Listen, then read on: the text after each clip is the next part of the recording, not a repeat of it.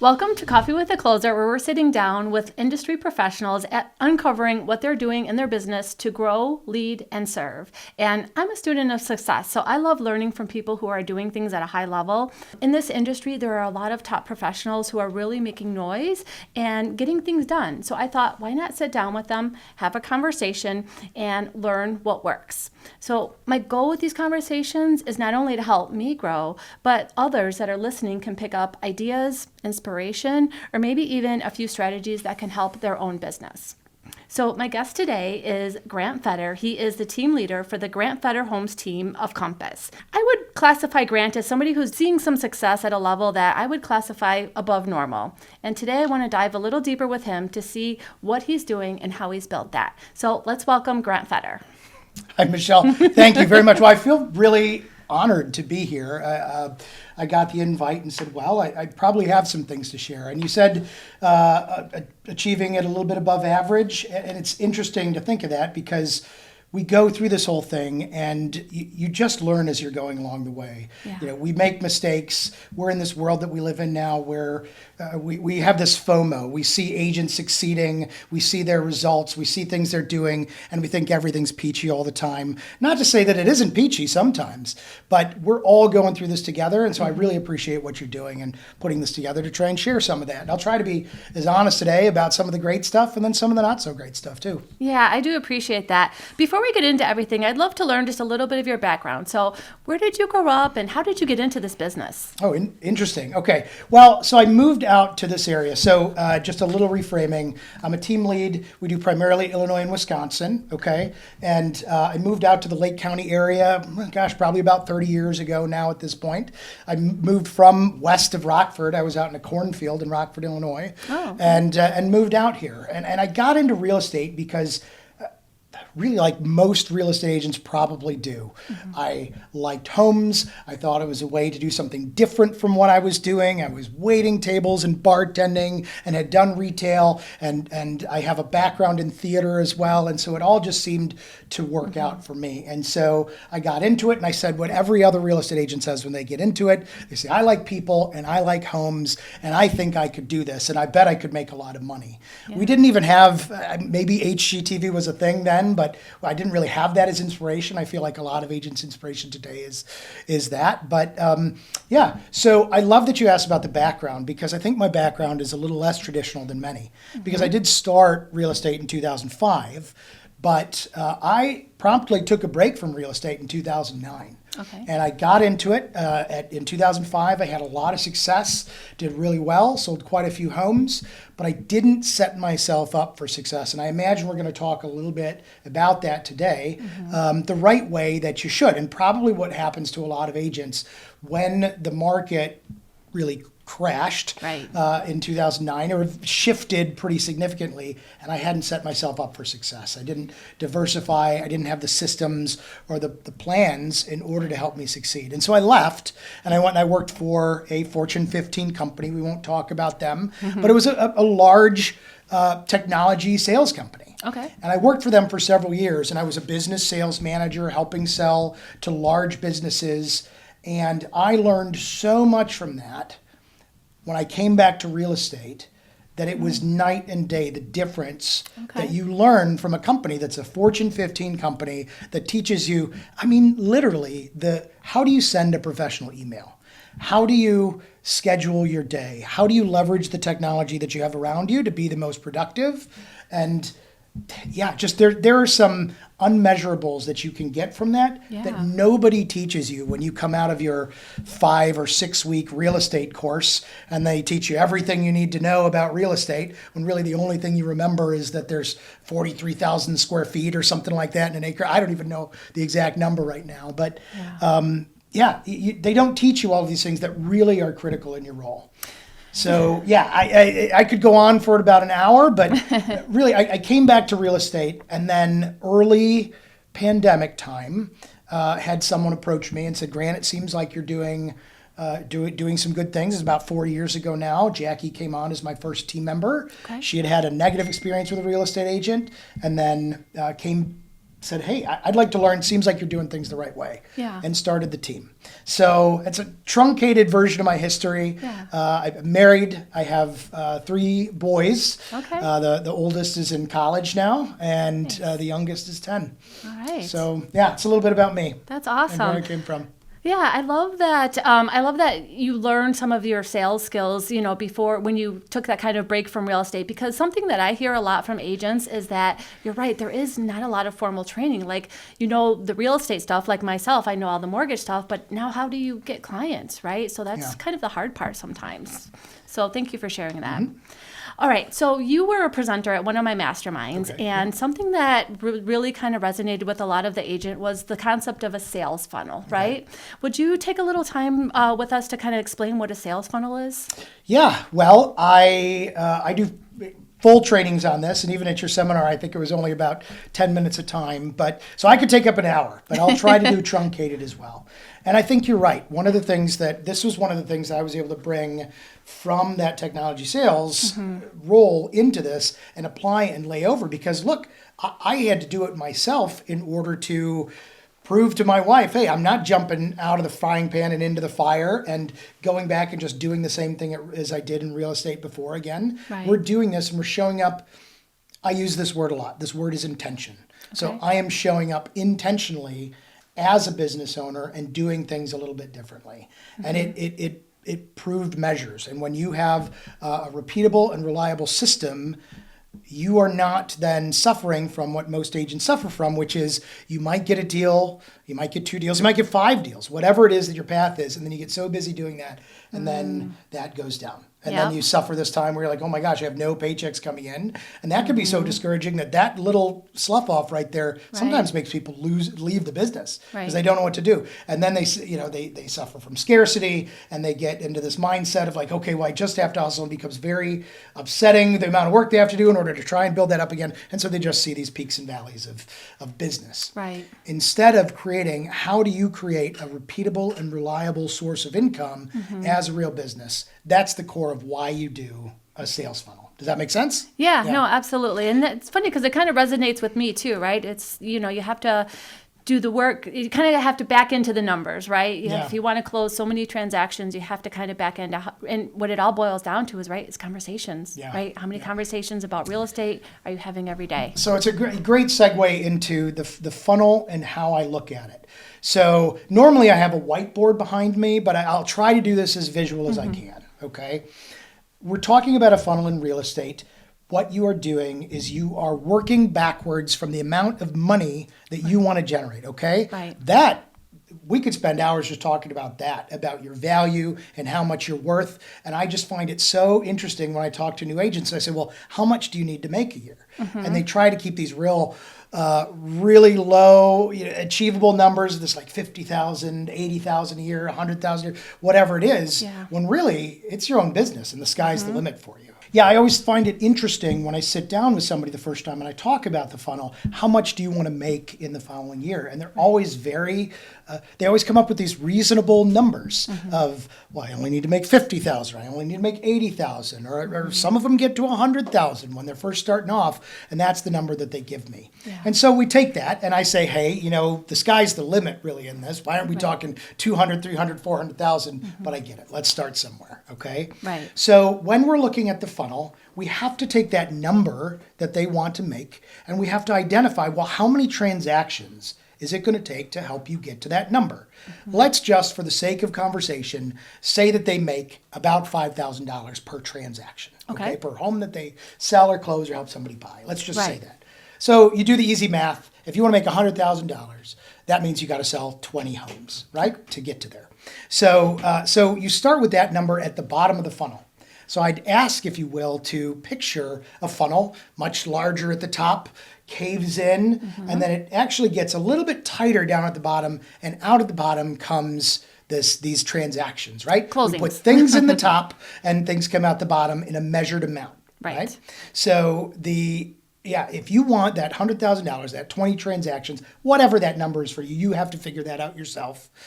You can then work backwards and say, okay, well, if I need this many closings, how many houses that I put under contract are actually going to close?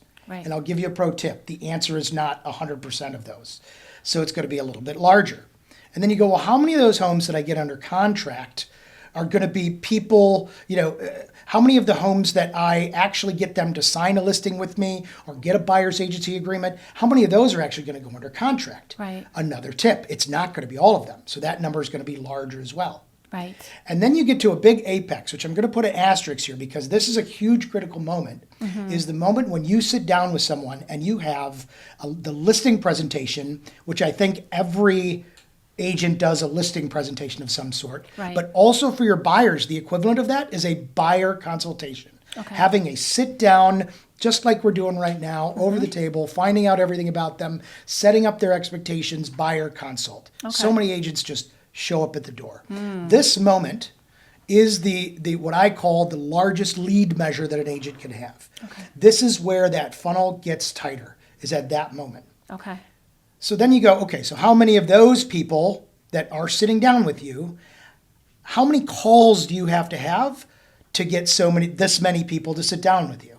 Right. And then you Not go up 100%, yeah, right? it's not 100%. You're right. Yeah, I mean, how many calls, how many people, how many leads do you get? Every lead that you get, man, if you're getting great leads where everybody wants to sit down with you, I want to know where you're getting your leads from because Right. that is not how it works. Right. And then you move all the way up. You keep going up. I think you understand until the top of that funnel, what's pouring in there is conversations with people. Literally just talking to anybody about something real estate focused. Yeah. And it can be very lighthearted. It can be I'm not saying we need to sit down and start talking about what, your mortgage rate's going to be no, this is just how many conversations are you having? Yeah. And that number to get 20 Yeah. is not like 100. Right. That number is much closer to, let's just say 2,000 people. Right. Which becomes a very intimidating number when you go, oh my gosh, I've got to talk to 2,000 people to make the income that I want to make. But when you start breaking that down into, how many months are in a year, how many weeks are in a month, how many Right. days are in a week that you're actually working, that number becomes very acceptable. But Yeah. then you've created a very repeatable, reliable business model when you've talked to those, I don't know what the number is, I can't do it in my head. Sure. When you've talked to those 5 people a day, Right. every single day, Right. you are going to get the closings that you want to get. And you've removed that challenge of the ups and downs. And there will always be seasonality in real estate. Sure. There is such a thing as a spring market. The fall market is actually pretty hot. I've talked to several people that last year, October was their best month of the year. Ah. So there's a spring market, there's a fall market. The holidays, yeah, people do other things than buy homes. Right. But you are able to prepare for that. There's a lot more we could talk about that, about preparing your business and setting it up for success that way. But that's the core idea Yeah. of how do you create a funnel that creates success and repeatable success. Right. What I think is so powerful about that is because it is a numbers game, right? It's how many conversations are you having? And something that I think people get scared of is they're afraid to pick up the phone because they're afraid somebody's going to say, don't call me, right? Yeah. Why are you calling me? Yeah. But when you have those numbers and okay, I know that if I have 5 conversations today, it's a little bit easier to say, if I get that no, I'm closer to that next yes. Yeah, definitely. Right? Yeah. Yeah. Yeah, and there's a lot of ways that people track that too.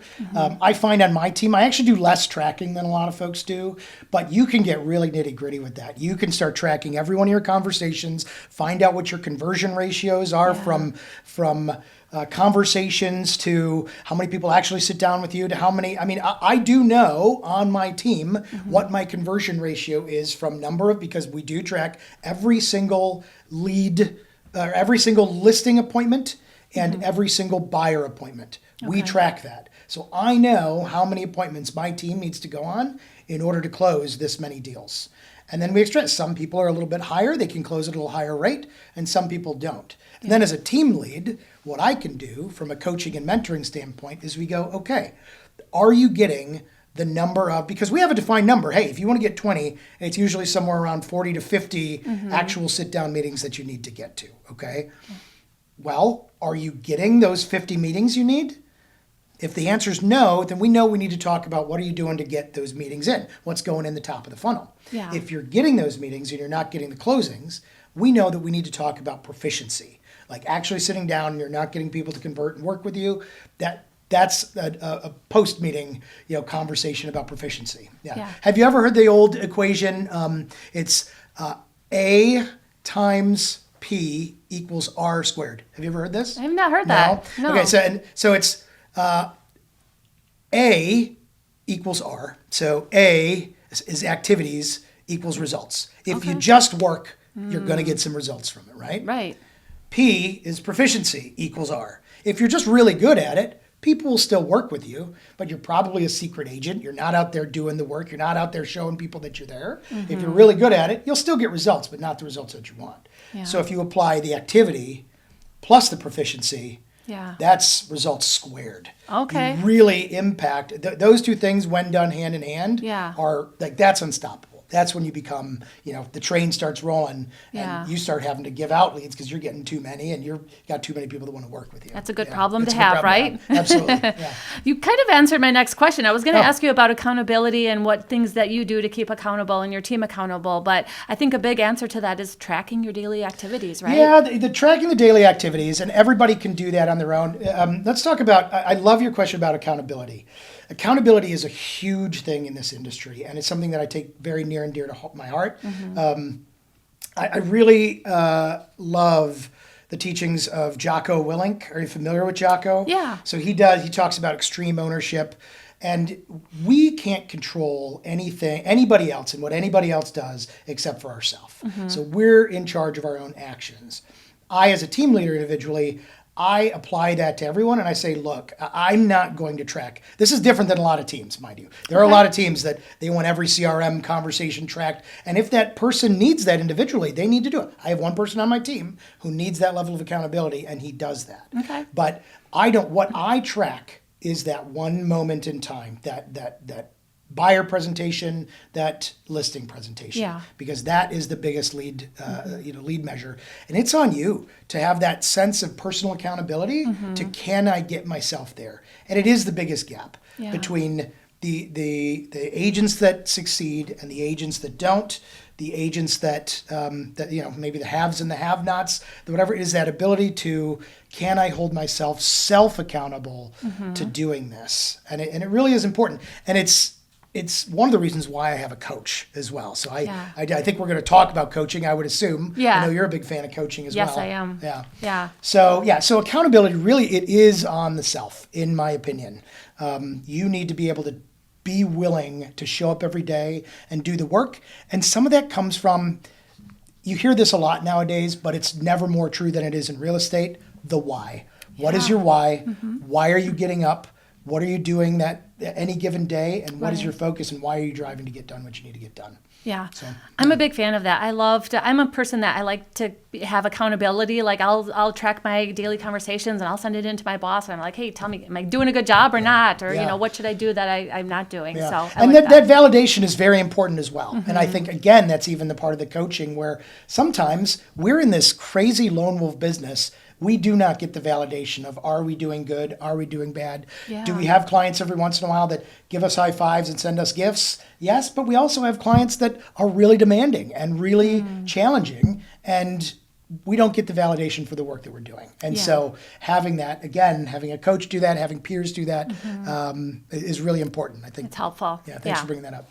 So you said something in when we were talking about accountability, you mentioned the term secret agent. What does that mean? Oh, okay. I love this term. There are so many agents that come on, and this is after working with new team members coming on, talking with a lot of agents that are just starting out in the business, that are that for one reason or another, they don't understand that 50% of your job is marketing yourself. Yeah. There is a very simple, I draw this out every once in a while on my whiteboard as well. I ask, how much of your job do you think is actually showing people homes and sitting in their homes and listing their homes? They go, well, it's about 75%, right? I go, no, it's about 25%. Yeah. And I go, how much of your job is the paperwork behind everything, uploading forms, maybe your continuing education, maybe your any other paperwork that you need to do, how much is that? Okay, that's about 25%. Right. What's the other 50%? It is all putting yourself out there and being out there. And people don't understand that getting into there. They think that they're going to show up to the office and that they're going to have people walk into the office and say, I would like to sell my home or I would like to buy a home. And that's just not how it works. No. And so you have to spend time and effort to get yourself in front of as many people so that you can have those conversations. Right. There are a lot of people who get into this role. It is such a warm position when you're thinking about helping people move into their homes. And you get a lot of people that just want to get into it to help people. Yeah. And they don't have any experience in marketing. And so they are a role rejecter. This is a real thing in sales. Okay. It's called the role rejecter. So they don't want to identify as a salesperson. So many people that even come onto my team, I have been a role rejecter at points in my career where you go, and you identify this by saying, Mr. Client, I just want to make sure you know I'm not here to sell you anything. Yeah. I am. So you don't identify. You don't want to identify yourself with a used car salesman or an insurance car salesman or sorry, I don't, nothing bad about, I know some very wonderful insurance salesmen, but it's that type vacuum cleaner salesman that comes in handy dandy on your floor, pouring the dirt on the floor and then coming in. That's not how they want to identify. They want to be something different than that. Mm-hmm. And you have to get that out of your head. Yeah. I think the term salesman can be a little bit dirty sometimes. Yeah, it can be dirty and it can turn people off. Yeah. But you have to get that out of your head, but that you are in a sales role. All right, so this is great. Let me actually ask you a question. Okay. What does a real estate agent sell? So let me think about this. There's got to be a trick answer, right? The most common answer I think would be houses, but is it maybe the outcome? No. Outcome, no, I like that answer. It's good. And there's probably a lot of answers that are good. In my opinion, what we sell is our expertise. Oh, okay. Yeah. And that goes back to your question about the secret agent is if nobody knows that you know what you know, right. how are they ever going to work with you? And this business, you've probably heard this before, is a know you, like you, and trust you business. Right. And so what you're actually selling as a real estate agent is that trust, is that expertise in why they want to work with you. Right. So you have to not only do the marketing so that you're not a secret agent. And with my team, I tell them, I want you to get out there however you want to get out there. If somebody wants to build up their business on Instagram and TikTok and do all that, I want them to be able to do that. Yeah. Somebody wants to just make a whole bunch of cold calls all day long, and that's the way they want to grow their business. I have a guy on my team who likes doing that, and I think he's a masochist. But that is, what you can do. You can do it all these different ways. You can do this business the way you want, but you have to be doing it, and you have to put yourself out there. Yeah, absolutely. Yep. All right, I know we're running out of time here soon, but I did want to wrap up with some coaching questions because I know that you and I both align with this, that we are big believers in coaching. Can you tell me a little bit about why that's important to you and maybe some of the biggest lessons that you've learned from it? I think what's really interesting about this business is most people get into this because they want to work for themselves.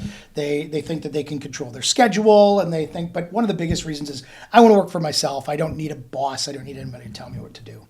But then we promptly find out that without a boss or without anybody to tell us what to do, that we lose some of what we talked about before, that level of accountability. Right. You find out that your bed starts looking really comfortable sometimes, and we are so inundated with shiny squirrels. I think we've all got a touch of the ADD now. Oh, yeah. And, we've got these things that we're looking at all the time, and we need to focus. Otherwise, our focus is really pulled away. Yeah. And we talked earlier about getting some of the validation on what it is that we're doing, but also that course correction is really important.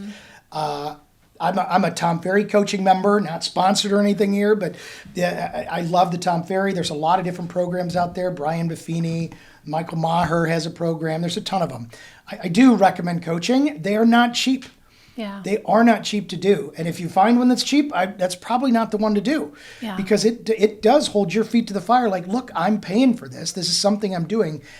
I need to make sure I'm showing up and not just phoning it in when I'm on my coaching calls. It is really important. And if you are in coaching and your coach isn't driving you to be better, you need to find yourself a different coach, because I want my coach. My coach that I have right now is an ex-Marine, and he owned his own brokerage for years, and he's absolutely the best. And so he brings that level of accountability to me, that level that I need to keep myself focused. I think it's just so important to keep away the shiny squirrels. Yeah, that's interesting you say that because like I'm a big fan of podcast and there's like a coaching call that I jump on every morning and it's free, right? And then I heard the term alligator arms. You know what alligator arms No, are? I've never heard I that. guess it's when you can't get your arms out to pay for stuff. You're Oh, not putting yeah. your money into it, Yeah. something like that. Okay, all right, yeah. But I found that when I actually dove in and I actually like signed up and did the coaching and like it was a different level of accountability for me. So it's like, okay, I'm paying for this, so now I better get results. So I think for me that was a little bit different, and I did notice a big difference of some activities that I was doing when I was, doing the coaching. Well, and diving in, a lot of these coachings also come with an ecosystem within that coaching. So you know when you're working with the people there that you're also working with people who are investing in themselves, making themselves Right. better. I get referrals nonstop from people in and out of the state that are a part of this coaching program because they know that, hey, I'm here and I'm showing up every week on my coaching call, getting better, and that we're holding ourselves to a different level of accountability. Yeah, no, absolutely. Well, with that, thank you so much, Grant, for being you. here today. It was so fun to kind of learn a little bit of what goes on behind the scenes. If somebody wanted to reach out to you, how would they find you? Well, you can find me at my website, www.goteamfetter.com. That's probably the best way. Feel free to reach out there. All my information's on the site. And yeah, let's have a cup of coffee or talk about mentorship or talk about coaching. Anything you want to pick my brain, I'm here for you. All right, Grant, we really appreciate your time today. And to everyone listening, thank you again for joining us on this episode of Coffee with a Closer. I hope you picked up at least one idea that you can implement into your business today.